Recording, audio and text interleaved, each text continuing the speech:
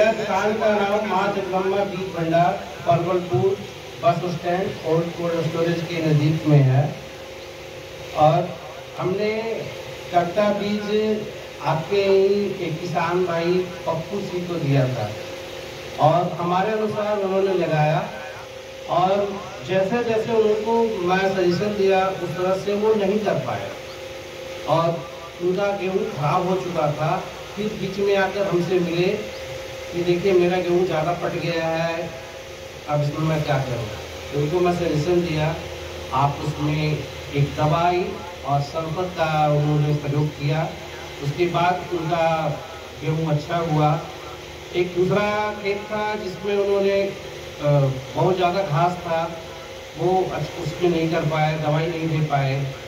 फिर जब हम आकर देखे प्लॉट को तो हमको बहुत संतुष्टि हुआ कि पानी से खराब होने के कारण भी वो इतना अच्छा प्रोडक्शन दे रहा है।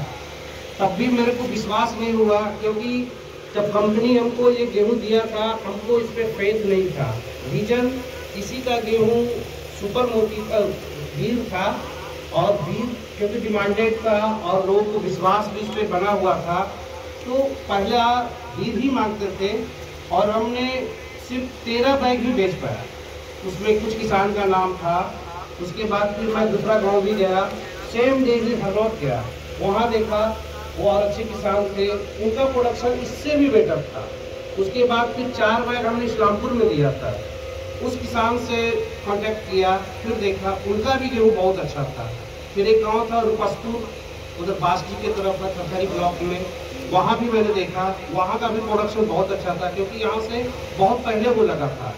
तो लगा मेरे को कि किसान को इसके बारे में बताया जाए, जागरूकता दिया जाए, ताकि बीज से अच्छा, क्योंकि आज के डेट में परवलपुर ब्लॉक में श्री राम और बीज उसके सिवाय दूसरा किसान नहीं मांगता है। फर्स्ट में श्री राम बोलते हैं और श्री राम के नाम पर इतना ठगी होता है जो कि दुकानदार को भी नहीं पता, और एटलीस्ट दुकानदार ही दोषी पाया जाता है, क्योंकि आप बीज बेचे हैं, किसी तरह का कोई दिक्कत होता है तो दुकानदार ही उसके लिए दोषी होता है। लेकिन निजी कंपनी है, इन लोग जो प्रतिनिधि करते हैं, इन लोग को कोई भी प्रॉब्लम होता है तो ये कांटेक्ट करते हैं, एटलीस्ट किसान के पास जाते हैं, सॉल्यूशन को समझने का कोशिश करते हैं, सॉल्यूशन देने का कोशिश करते हैं।